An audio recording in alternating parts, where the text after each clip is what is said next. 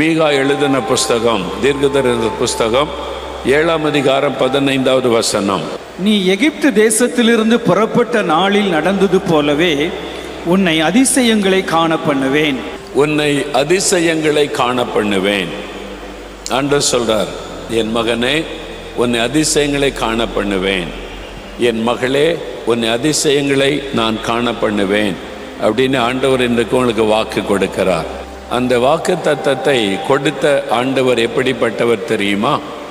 ஏசாயா 9ஆம் அதிகாரம் 6ஆம் வசனத்தை வாசிக்கும் போது, இயேசு கிறிஸ்து இந்த உலகத்தில் அவதரித்த போது அவருக்கு கொடுக்கப்பட்ட பல பெயர்களிலே ஒன்று அதிசயமானவர். அவர் நாமம் அதிசயமானவர், அவருடைய பெயர் அதிசயமானவர். சமாதான பிரபு, அவர் ஆலோசனை கர்த்தா, வல்லமை உள்ள தேவன், நித்திய பிதா, அதே சமயத்தில் அதிசயமானவர். அதிசயம்னா என்னது? ஆண்டவர் அதிசயத்தை காண பண்ணுவேன்னு சொல்லுகிறாரே அப்படின்னா, சாதாரணமாய் ஒரு காரியம் நடந்தால் நம்ம அதை பெருசாக நினைக்க மாட்டோம். ஆனால் அசாதாரணமான இயற்கைக்கு மேற்பட்ட ஒரு காரியம் நடந்தால், உண்மையாவா, அப்படி நடந்துச்சா, இது அதிசயமாக இருக்குது, இப்படிலாம் நடக்குமா அப்படின்னு சொல்லுவோம் பார்த்தீங்களா? அது அதிசயம். இது நடக்குமா, இது எப்படி நடக்கும், அது அதிசயம். அப்போ முடியாத ஒரு காரியம், இயற்கைக்கு அப்பாற்பட்ட ஒரு காரியம், ஆச்சரியமான ஒரு காரியம், அது அதிசயம். இப்படிலாம் நடந்துச்சு, அதிசயமாக இருக்குது அப்படின்னு ஆச்சரியமாக சொல்லுவோம் பார்த்தீங்களா? அந்த மாதிரி காரியம் செய்கிறவர் தான் ஆண்டவர் இயேசு கிறிஸ்து. அல்லேலூயா, அல்லேலூயா. என்னடா சொல்ற, தண்ணீர் திராட்சரசம் ஆயிடுச்சா? ஆமாம், இயேசுன்னு ஒருத்தர் வந்தார், தண்ணியை நிரப்ப சொன்னார், நிரப்பணும். அதை மொண்டு பந்திக்கு கொண்டு போங்கடான்னு சொன்னார், கொண்டு போனால் திராட்சரசமாக மாறிட்டு. இது என்ன அதிசயம்? உண்மையாக நடந்துச்சா? உண்மையா? நம்பும்படி இல்லையே, அப்படி தான் நடந்துச்சு. அது அதிசயம். இயேசு செய்த ஒன்னொன்றுமே அதிசயம்தான். அவருடைய பிறப்பு அதிசயம், அவருடைய பிரசங்கம் அதிசயம், அவருடைய வாழ்க்கை அதிசயம், அவருடைய ஊழியம் அதிசயம், அவர் ஜனங்களுக்கு செய்த காரியங்கள் அதிசயம், அவருடைய மரணம், உயிர்த்தெழுதல், ஒன்னொன்று அதிசயம்தான். அதிசயமான ஒரு ஆண்டவர். அவர் நமக்கு சொந்தமாக இருப்பது எவ்வளோ பெரிய பாக்கியம். அல்லேலூயா. அவர் சொல்லுகிறார், உன்னை அதிசயங்களை காண பண்ணுவேன், உன்னை அதிசயங்களை காண பண்ணுவேன். எதில்? உனக்கு ஏதோ ஒரு பிரச்சனை, ஏதோ ஒரு தேவை, இது நடக்குமா நடக்காதா ஒரு கேள்விக்குறியோடு நீங்கள் வந்திருக்கலாம். இத்தனை வருஷமாக ஜெபம் பண்ண ஒன்றும் நடக்கலை, இனி என்னதான் நடக்க போகுது, ஒரு மனமடிவோட சோர்ந்து போய் வந்திருக்கலாம். ஆண்டவர் சொல்லுகிறார், நான் உன்னை அதிசயங்களை காண பண்ணுவேன். என் மகனே, உன்னை அதிசயங்களை காண பண்ணுவேன். நீ பயப்படுகிற காரியத்தில், நீ எதிர்பார்க்கிற காரியத்தில் உன்னை அதிசயங்களை காண பண்ணுவேன் என்று ஆண்டவர் உங்களுக்கு வாக்கு கொடுக்கிறார். அவர் என்ன அதிசயம் செய்வாராம்? அந்த மீகா 7ஆம் அதிகாரம் 15ஆம் வசனத்தில், நீ எகிப்து தேசத்தில் என்று புறப்பட்ட நாளிலே உன்னை எந்த மாதிரி அதிசயத்தை உனக்கு காண்பித்தேனோ அதே விதமான அதிசயங்களை காண பண்ணுவேன் அப்படின்னு ஆண்டவர் சொல்றார். எகிப்தின் அடிமைத்தனத்திலிருந்து இஸ்ரவேல் மக்களை ஆண்டவர் விடுதலையாக்கி பாலும் தேனும் ஓடுகிற தேசமாகிய கானான் தேசத்திற்கு அழைத்து கொண்டு வந்தார். அந்த எகிப்தின் அடிமைத்தனத்திலிருந்து விடுதலையாக்கப்பட்ட போது நிறைய அதிசயங்கள் நடைபெற்றது. அப்போ நான் எப்படி உங்களுக்கு அதிசயம் செய்தேனோ அதே மாதிரி அதிசயத்தை செய்வேன் என்று தான் வாக்கு கொடுக்கிறார். அதில் நிறைய காரியம் இருக்கிறாரு. ஆண்டவர் இஸ்ரவேல் மக்களை எகிப்திலிருந்து வெளியே கொண்டு வந்த போது நடந்த அதிசயங்கள் நிறையா இருக்குது. எல்லாத்தையும் தியானிக்கணும்னா நமக்கு நேரம் போராது. ஆண்டவர் சொன்ன காரியத்தை உங்களுக்கு சொல்லி அதே மாதிரி அதிசயம் உங்களுக்கு நடக்கும்படி நாம் ஜெபிக்க போகிறோம். யாத்திராம 15ஆம் அதிகாரம் வாசிக்கும் போது அவங்க 3 நாளை வனாந்தரத்தில் நடக்கிறாங்க. நடக்கும்போது தண்ணீர் இல்லை, 3 நாளாக குடிக்கிறதுக்கு தண்ணீர் இல்லை. இருந்ததெல்லாம் துருத்தியில் கொண்டு வந்ததெல்லாம் தீர்ந்து விட்டார். குழந்தைகள் இருக்கிறாங்க, மிருக ஜீவங்கள் இருக்கிறது. 3 நாளாக தண்ணி இல்லாமல் நடந்து சோர்ந்துட்டாங்க. 3 நாள் கழித்து மாரா என்கிற இடத்துக்கு வர்றாங்க. அங்கே வந்தால் தண்ணீர் இருக்கிறாரு. பெரிய ஒரு வேளை அங்கே பெரிய ஒரு நீரூற்று இருந்திருக்கலாம், அல்லது பெரிய ஒரு குளம் போல் இருந்திருக்கலாம். அது பார்க்குறாங்க, தண்ணீர், நிறைய தண்ணி இருக்குது, குடிக்கலான்னு ஓடி போய் அள்ளி குடித்தா கசப்பாக இருக்குது. தாகம் தீர்க்கிற மாதிரி இல்லை, ருசியால் தண்ணி கசப்பு, வாயில் வைக்க முடியாது. அவங்க உடனே தாகத்தோடு வந்தோம், தண்ணியை பார்த்து சந்தோஷப்பட்டோம், அது அள்ளி குடித்தா கசப்பாக இருக்குது, கசந்து விட்டார். இன்னைக்கு கசப்பான நிலைமை, வாழ்க்கை கசந்து விட்டது. ஏண்டா இவரை கல்யாணம் பண்ணேன், கசந்து விட்டது வாழ்க்கை. இவர்கிட்ட படுற பாடு, உபத்திரவம், நெருக்கம். சில பெண்கள் எதுக்கு வாழணும், கசந்து விட்டார். ஏண்டா இவளை கல்யாணம் பண்ணேன், சிலர் மனைவி குறித்த கசப்பு. ஏண்டா நான் இந்த வீட்டில் வந்து பிறந்தேன், எங்கள் அப்பா அம்மா இப்படி இருக்கிறாங்க, பெற்றோரை குறைத்த ஒரு கசப்பு. வாழ்க்கையில் நந்திருக்கிற பிரச்சனை, நெருக்கம், போராட்டம். என்ன வாழ்க்கை இது, ஒரே போராட்டமாக இருக்குது. ஒரு நாள் பிரச்சனை வந்து அடுத்த நாள் தீர்ந்தா பரவாயில்ல, ஒன்று போனால் ஒன்று. ஏன் வாழணும், வாழ்க்கை கசந்து விட்டது, கசப்பு. இந்த வியாதி, ஒரு வியாதி போனால் அடுத்த வியாதி வருது, ஒரு வியாதி போனால் அடுத்த வியாதி. டாக்டர் சொல்கிறாங்க இதுக்கு மருந்தே இல்லை, இது அவ்வளோதான், வாழ்நாள் முழுவதும் நீங்கள் இந்த மாத்திரையில் தான் வாழணும்னு சொல்கிறாங்க. வாழ்க்கையை கசந்து விட்டார். எவ்வளோ நாள் இந்த வேதனை, எவ்வளோ நாள் இந்த வலி, எவ்வளோ நாள் இந்த துக்கம். இந்த பக்கம் கடன்காரங்கன்னு இருக்கிறாங்க, இந்த பக்கம் பார்த்தா பிள்ளைகளுடைய படிப்புக்கு உதவி செய்யணும், என்ன பண்ணுறதுன்னு தெரியல, ஒரு வழியும் இல்லை, செத்துட்டா பரவாயில்ல, வாழ்க்கை கசந்து விட்டார். இவங்கெல்லாம் நிந்திக்கிறாங்க, பரிகாசம் பண்ணுறாங்க, ஜபனி போன என்ன கிடைச்சதுன்னு கேவலமாக பேசுகிறாங்க. உள்ளுக்குள்ளே வாழ்க்கை வெறுத்து விட்டது, ஒரு கசப்பு. அப்போ சந்தோஷம் இல்லை, மன மகிழ்ச்சி இல்லை, கசப்பான ஒரு அனுபவம். மனம் கசந்து வந்திருக்கிறீங்களா? உங்களுடைய உள்ளத்துக்குள்ள ஒரு கசப்பு, வாழ்க்கை கசந்து விட்டதா? யாரோ ஒருத்தர் மேலே அவங்கள பார்த்தாலே கசப்பாக தெரியுதா? வாழ்க்கையை கசந்து விட்டதுன்னு கலங்குறீங்களா? இந்த கசப்பை மதுரமாய் மாற்றுகிற ஒரு அதிசயத்தை இயேசுவால் செய்ய முடியும், ஆண்டவரால் செய்ய முடியும். அது ஆண்டு சொல்ல, உன்னை நான் அதிசயங்களை காண பண்ணுவேன். உன் வாழ்க்கை கசந்து போயிட்டு இல்லை, அதை மதுரமான வாழ்க்கையாய் மாற்ற என்னால் முடியும் என்று ஆண்டவர் சொல்லுகிறார். உன் வேலை உனக்கு கசந்து விட்டது, உன் மனைவி பிள்ளைகள் கசந்துட்டாங்க, உன் வாழ்க்கை உனக்கு கசப்பாய் மாறிவிட்டது, அதை மதுரமாய் இனிமையாய் மாற்ற என்னாலே முடியும். அதற்கு ஒரு அதிசயத்தை உனக்கு செய்வேன் என்று கர்த்தர் சொல்லுகிறார். இப்போ அந்த தண்ணீர் கசப்பாக இருக்குது, குடிக்க முடியல. மோசையை பார்த்து, என்ன மோசே, தண்ணீர் கொண்டு வந்து விட்டால் கசப்பாக இருக்குது, குடிக்க முடியலையே, என்ன செய்கிறது? மோசே கர்த்தரை நோக்கி கூப்பிட்டார். கர்த்தரை நோக்கி பார்த்தார் மோசே. அப்படி நோக்கி பார்த்த உடனே கர்த்தர் சொன்னார், மோசே பயப்படாத, இந்த குளத்துக்கு பக்கத்தில், இந்த நீரூற்றுக்கு பக்கத்தில் ஒரு மரம் இருக்குது பார்த்தியா? ஆமாம், ஒரு மரம் இருக்குது ஆண்டவரே. அந்த மரத்தை வெட்டி தண்ணியில் போடு, தண்ணியில் போட்டால் சரியாயிரும். பக்கத்தில் தான் ஒரு மரம் நிற்குது. இந்த கசப்பை மாறினா தான் தாகம் தீரும்.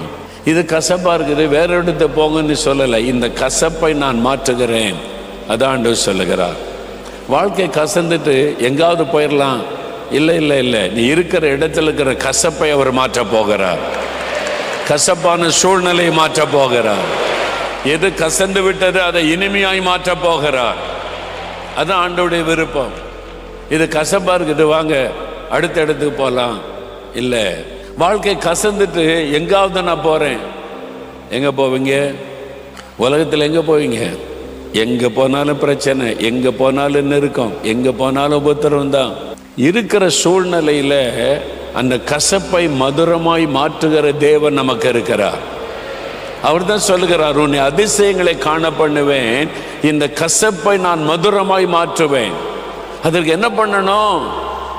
எங்கேயும் போக வேண்டாம், பக்கத்தில் பாரு, ஒரு மரம் நிற்குது, பக்கத்தில் என்னதான் இருக்குல்ல மரம், ஆமாம், அதை வெட்டி போடு, அந்த மரத்தை இந்த தண்ணியில் போடு, மதுரமாய் மாறி.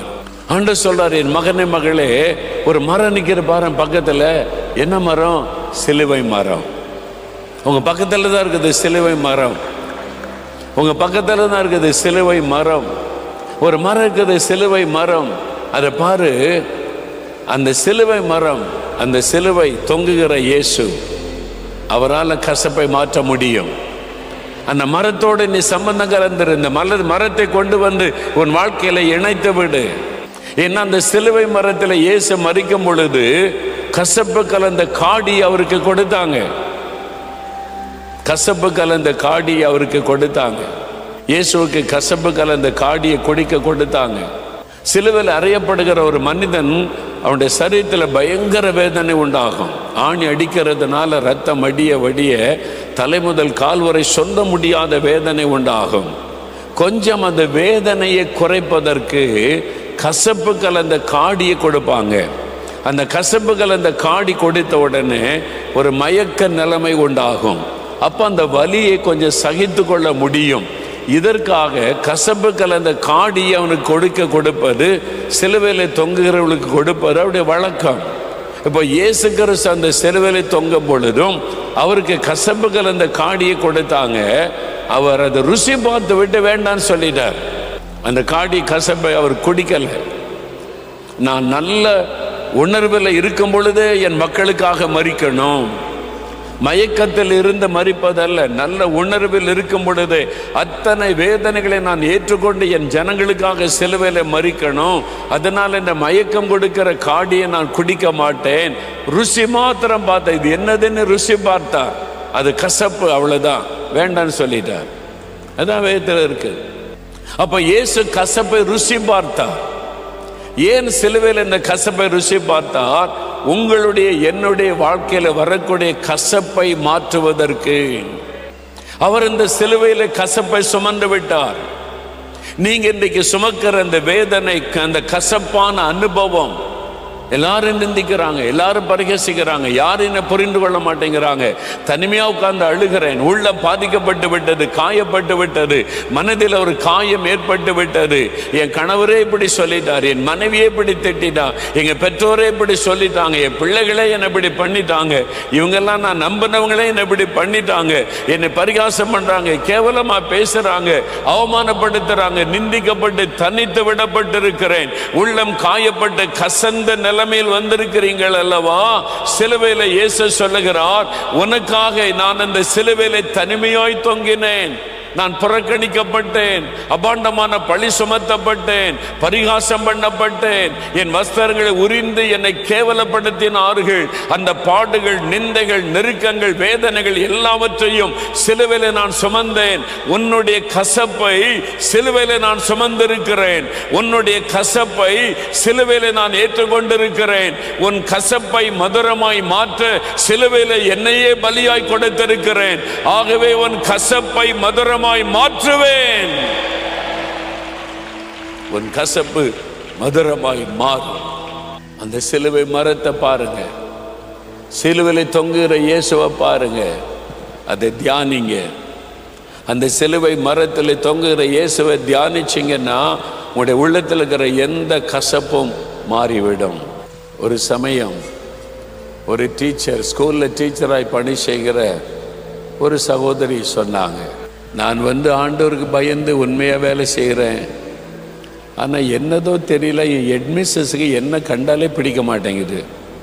தலைமை ஆசிரியை எல்லாருக்கும் மத்தியில் திட்டிக்கிட்டே இருப்பாங்க, குறை சொல்லிக்கிட்டே இருப்பாங்க, என்னை கடினமாக வேலை வாங்குவாங்க. ஆனால் எல்லாத்தையும் நான் செய்வேன், நமக்கு தான் இயேசு இருக்கிறாரே, நம்ம உண்மையாக இருக்கணுமேன்னு சொல்லி எல்லாத்தையும் உண்மையாக செய்வேன். ஆனாலும் என்னை கண்டாலே பிடிக்காதவங்களுக்கு எல்லா டீச்சர்ஸுக்கு மத்தியில் அவமானப்படுத்திடுவாங்க. அதனால் உள்ள ரொம்ப காயப்பட்டு விட்டார். ஒவ்வொரு நாளும் அவமானம், ஒவ்வொரு நாளும் நிந்தை, ஒவ்வொரு நாளும் சிறுமைப்படுத்தப்படுகிறேன். அதனால் மனம் உடைந்து ஒரு நாள் ரொம்ப அசிங்கப்படுத்தி பேசிட்டாங்க. வீட்டுக்கு வந்தாங்களாம். அவருடைய உள்ளத்தில் இந்த காயம் ஆறவே இல்லை, வேதனை இருந்து கொண்டே யார்கிட்ட சொல்ல முடியாது. அவங்க பிள்ளைகள் இருக்காங்க, கணவர் இருக்காங்க, அவங்கள்ட்ட சொன்ன வேதனைப்படுவாங்க. உள்ளுக்குள்ளே வச்சு வேதனைப்பட்டவங்க இரவு சமைத்து கணவர் பிள்ளைகளுக்கெல்லாம் சாப்பாடு கொடுத்தாங்க. அவங்களெல்லாம் படுக்கைக்கு போயிட்டாங்க. இவங்க தனியாக சாப்பிடாம உட்காந்து அழுதுகிட்டே இருந்தாங்களாம். கண்ணில் கண்ணீரோடு உட்காந்து நான் நிந்திக்கப்படுகிறேன், அவமானப்படுத்தப்படுகிறேன், கேவலப்படுத்தப்படுகிறேன். நான் என்ன தப்பு பண்ண ஆண்டவரே? உண்மையாக தானே இருக்கிறேன், நான் உண்மையாக தானே உழைக்கிறேன். ஏன் அவங்க பகைக்கிறாங்க? ஏன் அவங்க என்னை இவ்வளோ கேவலமாக பேசுகிறாங்க? ஏன் என்னை பரிகாசம் பண்ணுறாங்க? எனக்கு இந்த வேலையே பிடிக்கலை, வாழவே பிடிக்கலை. நான் செத்து போனால் நலமாக இருக்கும். மனம் கசந்து விட்டது. உள்ளத்தில் ஏற்பட்ட காயம். உட்கார்ந்து அழுதுகிட்டே இருந்தாங்க. கண்ணீர் வடித்து கொண்டே இருந்தாங்க. ஆண்டவர்கிட்ட சொல்லி சொல்லி அழுதாங்க. நடுஇரவு நேரம் தாண்டி விட்டது. வெகு நேரம் அப்படி அழுதுகிட்டே, ஆண்டவரே நீங்கள் என்னை எடுத்துக்கொண்டால் நலமாக இருக்குமே அப்படின்னு வாழ்க்கை கசந்த நிலைமையில் அழுது கொண்டு இருந்தாங்க. அவங்க கண்ணீருக்கு நடுவில் ஒரு காட்சியை பார்க்குறாங்க. இயேசு சிலுவையிலே தொங்கி கொண்டிருந்த காட்சி. அந்த காட்சி ஆண்டவர் காண்பித்தார். தலையிலே முள்முடி சூட்டப்பட்டிருக்கிறார், கைகளில் ஆணியடிக்கப்பட்டிருக்கிறார், கால்களில் ஆணியடிக்கப்பட்டிருக்கிறார். அவருடைய வஸ்திரமெல்லாம் உரியப்பட்டு அவர் சிலுவையில் காயப்பட்ட சரீரத்தோடு தொங்கி கொண்டிருக்கிறார். அவரை பரிகாசம் என்ற கூட்டம் அந்த சிலுவையில் தொங்கி கொண்டிருக்கிறார். அந்த காட்சியை பார்த்த உடனே முழங்கால் போட்டு, ஆண்டவரே எதுக்கு இதை காண்பிக்கிறீங்க? ஐயோ, என்னால் சகிக்க முடியலையே, அந்த பாடுகளை பார்த்து தாங்க முடியலையே. ஆண்டவர் பேசினார் சிலுவையிலிருந்து, மகளே, உன்னுடைய வேதனை, கசப்பு, இந்த துக்கம், இந்த பாரம் எல்லாவற்றையும் நான் சிலுவையில் சுமந்தேன். உனக்காக நான் தனித்து விடப்பட்டேன், தனிமையாய் தொங்கினேன். என் கூட இருந்து எல்லாரும் ஓடி போயிட்டாங்க. என்கிட்ட நன்மை பெற்ற யாருமே எனக்காக பேச முடியலை. பயம். அப்போ எனக்காக பேசவும் ஆள் இல்லை, என்னை ஆறுதல் படுத்தவும் ஆள் இல்லை. தனித்து விடப்பட்டிருந்தேன், தனிமையாய் சிலுவையில் தொங்கினேன். என்னை பரிகசிக்கிற கூட்டம், அவங்கள தட்டி கேட்க ஆள் இல்லை. அவங்க பரிகாசம் பண்ணுறாங்க. எதுக்கையா பரிகாசம் பண்ணுறீங்க? அவரை நன்மை தானே செய்தான்னு சொல்கிறதுக்கு ஆள் இல்லை. எல்லாருக்குள்ள பயம். அதனால என்னை பரிகாசம் பண்ணி ஏளனம் பண்ணி சிரிக்கிறாங்க. அதெல்லாம் நான் சிலுவையில் சகித்தேன். ஏன் தெரியுமா மகளே? உனக்காக. ஏன் கலங்குற? ஏன் பயப்படுற? உன் கசப்பை நான் சிலுவையில் சுமந்து முடிச்சிட்டேன். நீ கலங்காத, நான் உனக்கு போதும். நான் உன்னை நடத்துவேன். சகித்துக்கொள், மன்னிச்சிரு. உன்னை பரிகாசம் பண்ணவங்கள மன்னிச்சிரு, அதை சகித்துக்கொள்.